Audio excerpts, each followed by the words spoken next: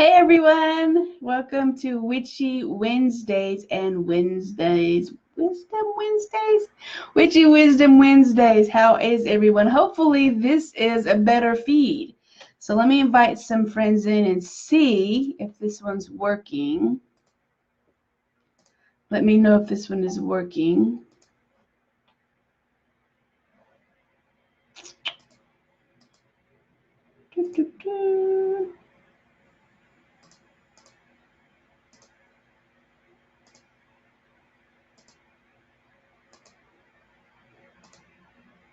Is this one better? Give me some thumbs up if this feed is better for you.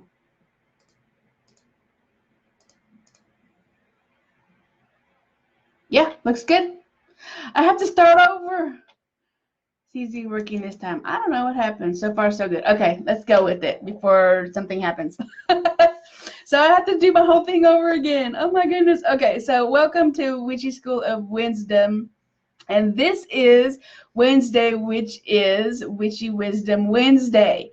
We go live. I try to go live every Wednesday to bring you tips and tricks into working with your craft. Hold on one second.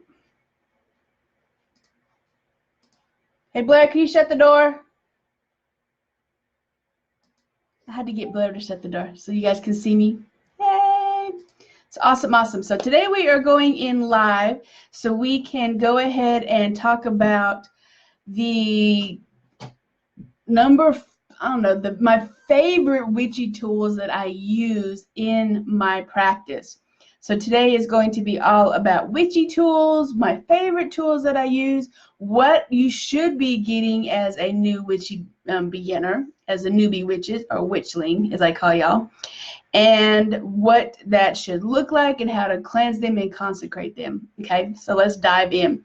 My name is Madam Z, and I am the headmistress of the Magical School of Wisdom, Witchy School of Wisdom. And I am a Magickal Life coach. And I teach newbie witches who are coming out of the broom closet and empower them through teachings of, oh, this better be working, through magic. Is this working still? Let me know. Hey, Rolly. Elizabeth.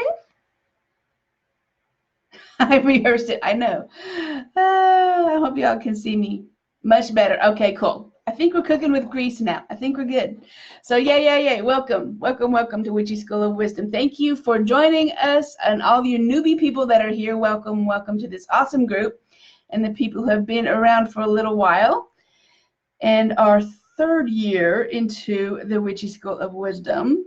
Thank y'all for hanging out with us and being around for so long. Okay, good. Everything's good. So let's talk about what you guys need to have in your witchy toolbox. My top things that every witch needs to have. Okay. Each tool needs to represent the 4 elements with it, which is earth, air, fire, water. Now, you can include spirit or goddess or God or universe, whatever that is to you, but that's not necessary unless you want to bring that in. But you do need to have tools that represent the 4 elements, earth, air, fire, water. Okay? Now, every witch needs to have these things in their toolbox. So let's start out with an athame. An athame is looks like a little sword.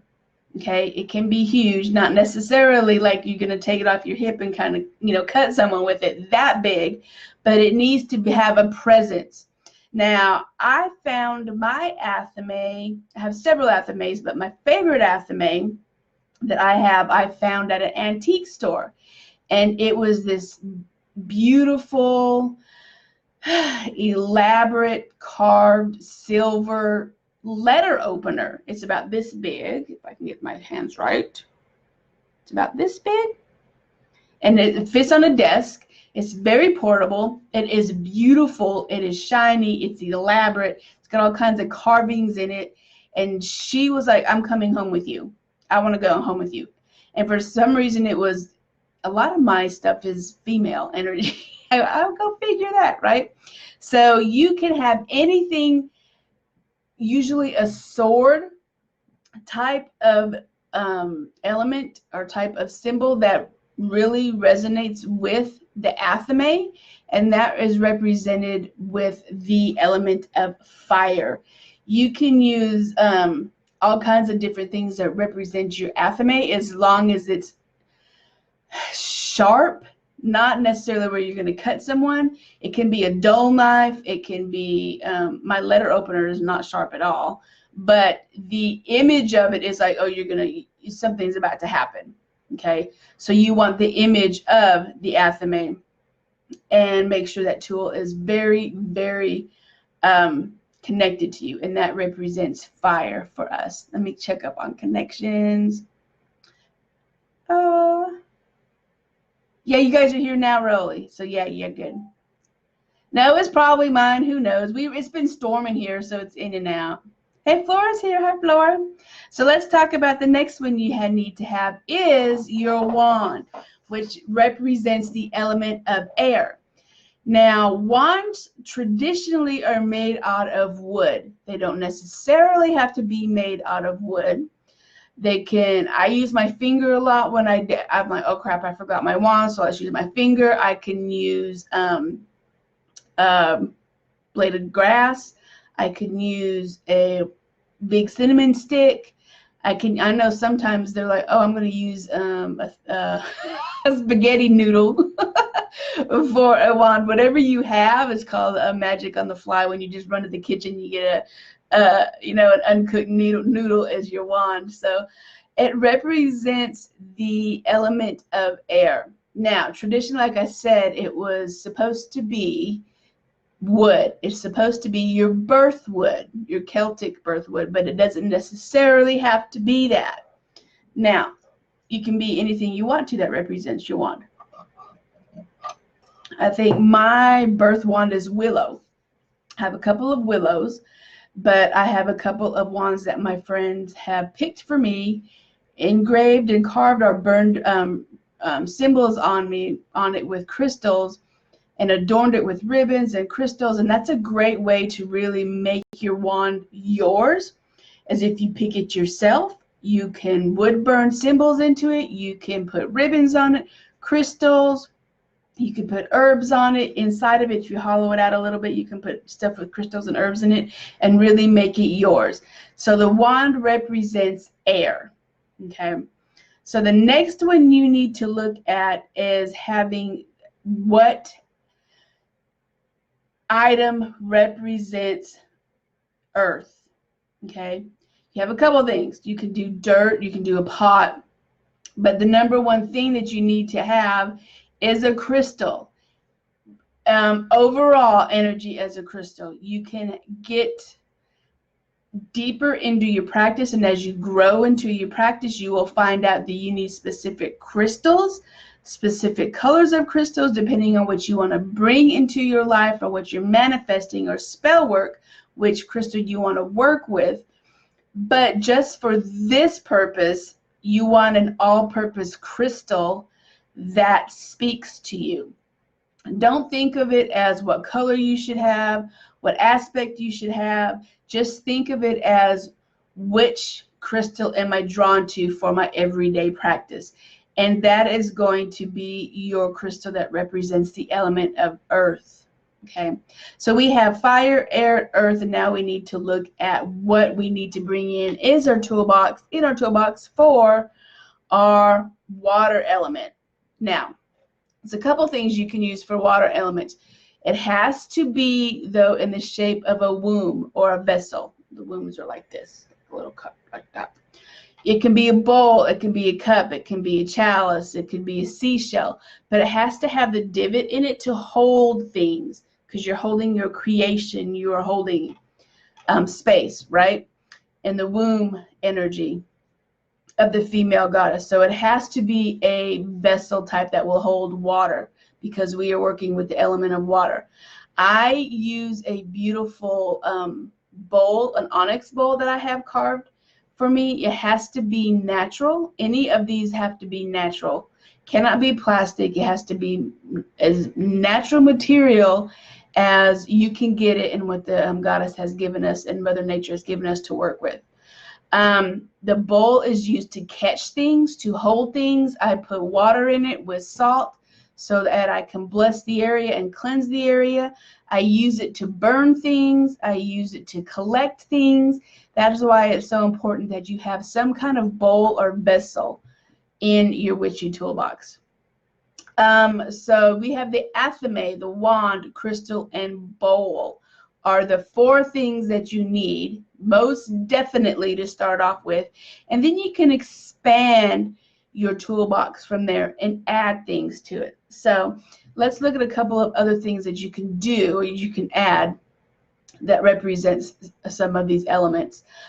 Candles are huge. If you're witching, you need a candle. Any candle that's going to represent the element of fire. Everybody should have candles. A symbol that you are drawn to, like a pentacle, a triquetra, a Celtic knot, the triple goddess, the triple moon, the regular goddess symbol, which is like the curvy woman. I know that any of those symbols that is going to really just keep you centered into your magical workings, and that is going to represent by earth as a pentacle. So you want to look at what symbols you can get. Altar cloths are amazing for those. So look at what symbols you can use that you're drawn to that you can put into your witchy toolbox. Another example is using a feather for air. If you don't have anything and you're like, I don't know what to use for air, go ahead and go outside and see what Mother Nature has given to you in the form of a feather that you can use for air. And another must have is your cleansing tool of choice, whether that is incense, whether that is a smudge spray, sweetgrass, lavender, sage, whether it is, what is the other one that's going to have? Oh, what is that name? Oh, it's like incense burners, kind of like with that. Now I'm leaning, or essential oils are amazing also when you're diffusing essential oils or any of those things, but you need to have a cleansing, some type of cleansing tool, whether it's a bell, whether it's, singing bowl, something that's going to resonate with you, that is going to cleanse your area. Okay, so those are the things that you need to have. So let me catch up on comments. Elizabeth, I'm a little worried about having an athame with a 4- and 6-year-old in the house. Yes. Anyone have a good suggestion for that? You can use your finger as an athame or a wand, right? You can use anything that has to do with something that is going to represent cutting. Okay, because really that's what it is. The athame cuts things, cuts through things, whereas the wand uses the energy to bring that in. So look for something for you, especially since you have kids. Look at cinnamon sticks. And you can even, this is weird to say, but you can even go to the toy section and get a toy wand or something that looks like a toy sword or something. That's plastic. I know you can't use, it's not recommended you use plastic, but you have to have safety first, okay? Or if you want to, you can just put that athame away so they can't reach it and just use it while you're doing ritual work and just put it away when you're done and not leave it on there. Hey, Gamma, how are you? Big cinnamon stick, yeah. I went through this phase where I used huge cinnamon sticks. They're about this big. And I would stuff them with crystals and herbs. And then I would seal them at the bottom, and I'd color it and write a sigil at the bottom. And then I would put all these feathers on top of it, right? So it was like plumage. They were beautiful. And I sold on those like crazy. They were beautiful though. Mariah says reed. Another thing that I was thinking of, you could do bamboo, which would be cool because it's hollow, so you can put all kinds of cool stuff in there. So yeah.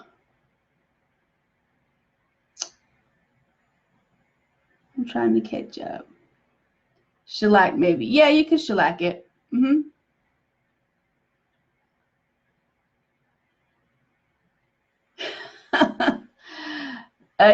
So you don't resonate with it, Flora? I know it's sad. You can use it though as a decorative piece, I guess, right? So Mariah, I have had some silver tools, the chalice, bowl, and a bell in silver. What do you think about metals? Metals are wonderful because they're conductors. If you can get anything in copper, it's going to amplify your spell work in, any of the tools that you're using or any of the ritual that you're working on. So if you can go to the store, the hardware store, and get those little copper rods, they're like this big, and you can have them cut you a piece of a copper rod, and then you can do all kinds of stuff with that copper rod. Palo Santo, yeah, Palo Santo, I totally forgot about that. It's my favorite one. Sweetgrass palos are my favorite. Yep. Have a small letter opener that looks like little sword. See, Gemma's already got her athame. So we're good with that. So all right, let's talk about what we need to do to concentrate those. See what I'm talking about? Concentrate. I used to have a hard time saying fruition, and now I'm having a hard time saying consecrate instead of consecrate, and I always want to say concentrate instead of consecrate. So yeah, it's consecrate, not concentrate. Coffee. Right, we need coffee. So those are the words I used to always get stuck on, is fruition, and now I'm getting stuck on the word consecrate.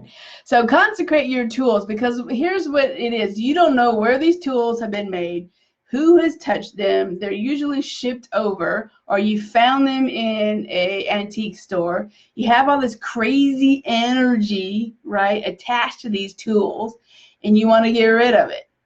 You want to just smudge it, sage it, cleanse it, consecrate it, and just dedicate it, okay?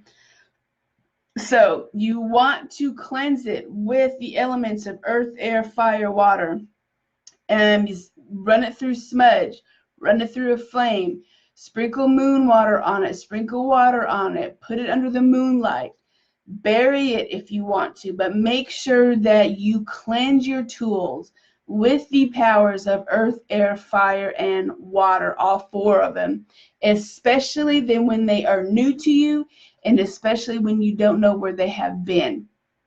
And it's almost like you're cleaning it and you want a blank slate, okay? So that's what you need to do. Mariah, the chalice is copper at the base and silver cup. So you have the combination of male and female, because silver is always female. Copper is male. So yeah, you got good stuff going on. Total balance there. So yes, earth, air, fire, water, because we are bringing in all of the elements and we are working with those as a whole. So we are grounded, we are solid, we are supported in our practice, and you are cleansed, and all your tools have all of the elements surrounding it as it works like a big, huge, wonderful circuit. Okay, so we have working with that. Like I said, you can do it with consecrated with all of the earth, air, fire, water. Make sure you do that. You can do a full moon ritual with all of them. Just make sure when you get them, you are cleansing the crap out of them before you even start working with them. If you can put them on your night table. You can sleep with them. I don't know, can you sleep with an athame? People may think you're really strange if you're sleeping with the athame, but who cares, right? My new pendulum is so much energy. I have run it through frankincense about half a dozen times. This one wanted to come home with me. It's silver and amethyst, so much energy. Oh my gosh, yes. Wow, that's beautiful. You have to show us a picture. So, all right, we've gone over, of course we've gone over, right? So anybody have any questions about what they need to start putting in their witchy toolbox? I gave you lots of ideas. I gave you my top ones that you need, how to consecrate them, how to cleanse them. You can even say a prayer over them or invocation over them, and really connect with them. So whatever you are doing with them, you want to make sure they are near you at all times until you find that they're connected with you, and then you can just pull them out when you need to. Okay, make sure you're charging them under the full moon. Make sure you are working with them. Make sure you are journaling with them. Make sure you're like, what do you have to say? What do you want to work with? What are you doing? What do you want to do? That kind of thing. Make sure you start communicating with them, asking them questions.